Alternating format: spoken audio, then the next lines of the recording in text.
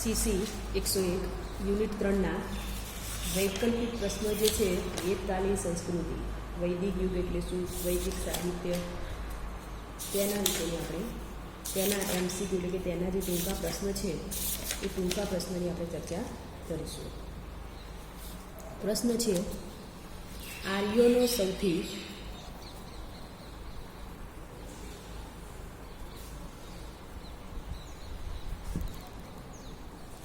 પ્રાચીનતમ ગ્રંથ, આર્યોનો સૌથી પ્રાચીનતમ ગ્રંથ કયો?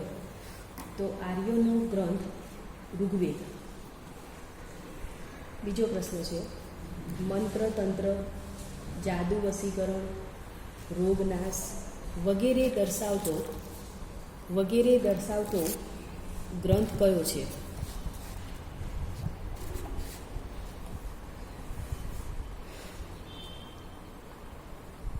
તો અથર્વવેદ જે છે એ અથર્વવેદની અંદર મંત્ર તંત્ર, જાદુ વશીકરણ, રોગનાશ વગેરેનો સમાવેશ થાય છે. ત્રીજો છે, ઋગ્વેદનું અંગ્રેજીમાં ભાષાંતર કરનાર વિદ્વાન. ઋગ્વેદનું અંગ્રેજીમાં ભાષાંતર કોણે કર્યું હતું? તો ઋગ્વેદનું અંગ્રેજીમાં ભાષાંતર મેક્સ મુલરે કર્યું હતું. ચોથો છે, આર્યોનો ભારતમાં સર્વપ્રથમ નિવાસ. તો આર્યોનો ભારતમાં સર્વપ્રથમ નિવાસ એ સપ્ત સિંધુનો પ્રદેશ હતો. પાંચમો છે, સંતાનવિહીન સ્ત્રીઓ દ્વારા સંતાન પ્રાપ્તિ માટેની પ્રથા પદ્ધતિ કઈ છે? તો નિયોગ પ્રથા.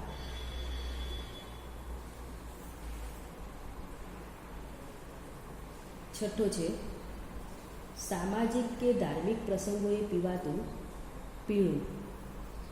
તો સામાજિક અને ધાર્મિક પ્રસંગોએ સોમરસ નામનું પીણું પીવામાં આવતું, જે જવમાંથી બનાવેલું હતું. સાતમો પ્રશ્ન છે, પુરુષો અને સ્ત્રીઓ માટે પહેરવામાં આવતા બે વસ્ત્રોના નામ. તો પુરુષ અને સ્ત્રીઓ માટે પહેરવામાં આવતા જે બે વસ્ત્રો હતા તે હતા વાસ અને નિવી.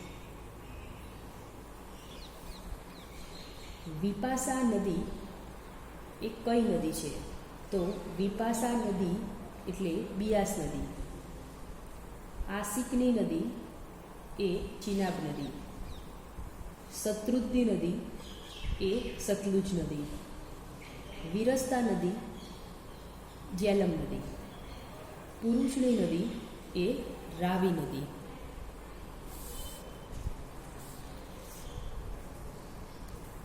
વિશ્વામિત્ર ઋષિ જેમણે ગાયત્રી મંત્રની રચના કરી હતી. બીજો છે કપિલ મુનિ. કપિલ મુનિએ સાંખ્ય દર્શન ઉપનિષદની રચના કરી હતી. ભારદ્વાજ ઋષિ જેમણે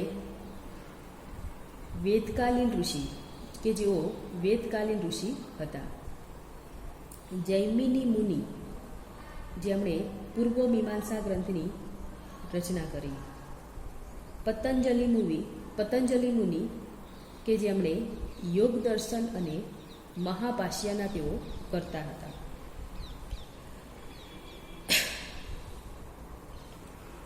પ્રશ્ન, હાલની રાજ્યસભાને મળતી આવતી વેદકાળના સમયની રાજકીય સંસ્થા કઈ હતી? તો રાજકીય સંસ્થા એ સભા હતી.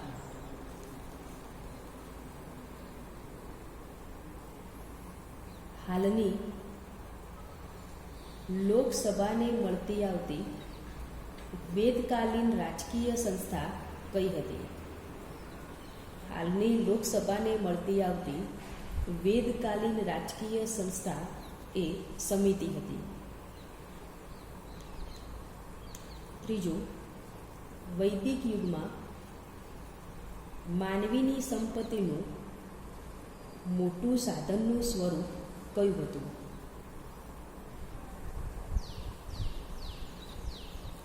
વૈદિક યુગમાં માનવીની સંપત્તિનું મોટું સાધનનું સ્વરૂપ એ ગોધન હતું. ચોથું છે, વૈદિક યુગ દરમિયાન સમાજમાં ખાલી જગ્યા પ્રથા પ્રવર્તતી ન હતી. વૈદિક યુગ દરમિયાન સમાજમાં પડદા પ્રથા ન હતી. પાંચમો છે, આર્ય પ્રજા બહારથી આવીને ભારતમાં સર્વપ્રથમ કયા પ્રદેશમાં સ્થિર થયેલી? તો આર્ય પ્રજા બહારથી આવીને ભારતમાં સર્વપ્રથમ સપ્ત સિંધુ પ્રદેશમાં સ્થિર થયેલી. હાલમાં લુપ્ત થયેલી સરસ્વતી નદી આર્યોના સમયમાં કયા પ્રદેશમાં થઈને વહેતી હતી? તો લુપ્ત થયેલી સરસ્વતી નદી એ સપ્ત સિંધુ પ્રદેશમાં થઈને વહેતી હતી. વેદોના સમયમાં ન્યાય દર્શન ગ્રંથના રચયિતા કોણ હતા? વેદોના સમયમાં ન્યાય દર્શન ગ્રંથના રચયિતા ગૌતમ મુનિ હતા. વૈદિક પરંપરામાં આવતી દેવી અદિતિ કોણ હતા? વૈદિક પરંપરામાં આવતા દેવી અદિતિ એ સૂર્યની માતા હતા. આર્યોની સમાજ અને કુટુંબ વ્યક્તિની વ્યવસ્થાનો પાયો ખાલી જગ્યા હતો. આર્યોની સમાજ અને કુટુંબ વ્યક્તિ વ્યવસ્થાનો પાયો વર્ણ વ્યવસ્થા હતી. વૈદિક ગ્રંથોના ઉલ્લેખ પ્રમાણે સભા અને સમિતિ આ બંને સંસ્થાઓ ખાલી જગ્યા દેવની પુત્રીઓ ગણાતી હતી. પ્રજાપતિ દેવની પુત્રીઓ ગણાતી હતી.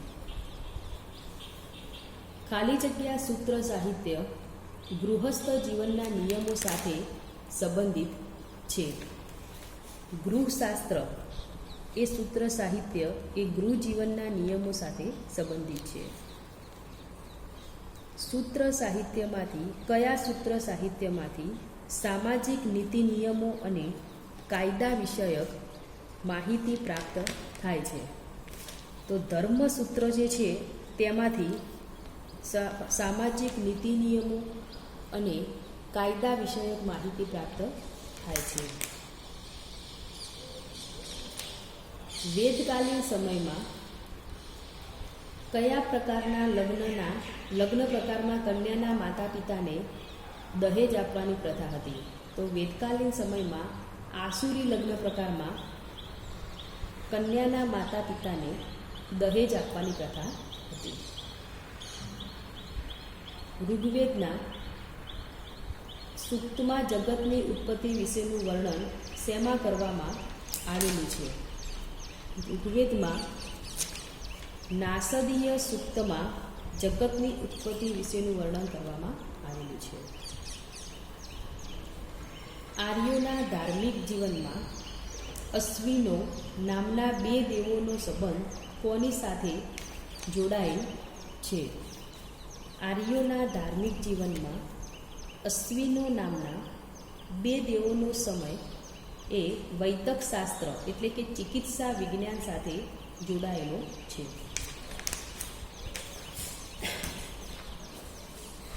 રામાયણ મહાકાવ્યના કવિ કોણ હતા? વાલ્મીકી એ રામાયણ મહાકાવ્યના કવિ હતા. મહાભારત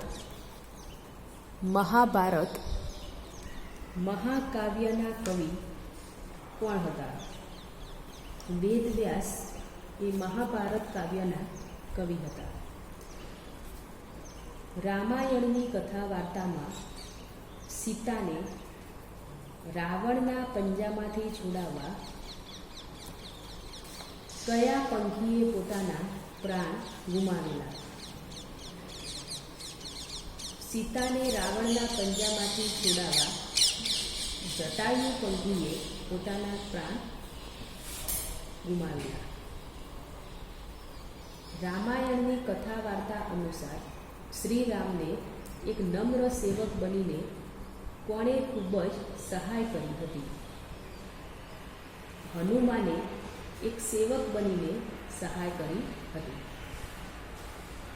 મહાભારતનું યુદ્ધ કુલ કેટલા દિવસો સુધી ચાલ્યું હતું? મહાભારતનું યુદ્ધ 18 દિવસ સુધી ચાલ્યું હતું.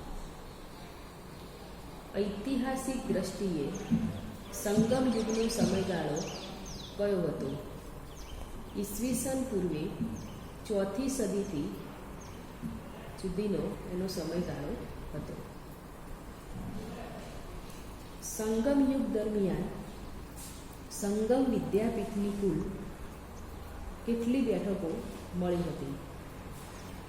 સંગમ યુગ દરમિયાન સંગમ વિદ્યાપીઠની કુલ 3 બેઠકો મળી હતી.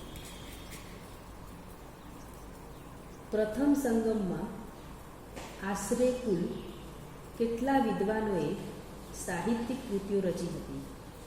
પ્રથમ સંગમમાં કુલ 4,499 વિદ્વાનોએ સાહિત્યિક કૃતિઓ રજૂ કરી હતી. સંગમ સાહિત્ય ખાલી જગ્યા ભાષામાં રચાયેલું હતું. તમિલ ભાષામાં સંગમ સાહિત્ય રચાયેલું હતું. તોલક્ક પ્રિયમ કૃતિ એ ખાલી જગ્યાનો ગ્રંથ છે. તોલક્કમ પ્રિય કૃતિ એ વ્યાકરણનો ગ્રંથ છે. તમિલ સાહિત્ય ખાલી જગ્યા ગ્રંથને નાનો વેદ કહે છે. કુરલને નાનો વેદ કહે છે. તમિલ સાહિત્યના નાયક પોલવન અને નાયિકા કન્નકિનીની પ્રણય કથા કઈ કૃતિમાં રજૂ કરાઈ છે?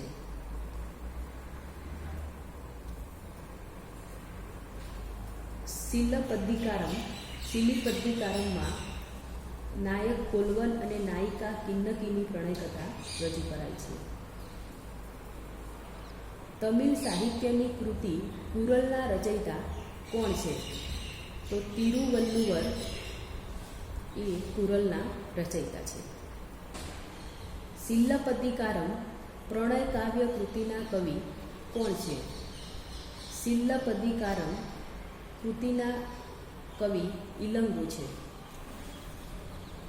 સંગમ યુગ દરમિયાન પાંડ્ય રાજ્યની રાજધાની કઈ હતી? સંગમ યુગ દરમિયાન મદુરા પાંડ્ય રાજ્યની રાજધાની હતી.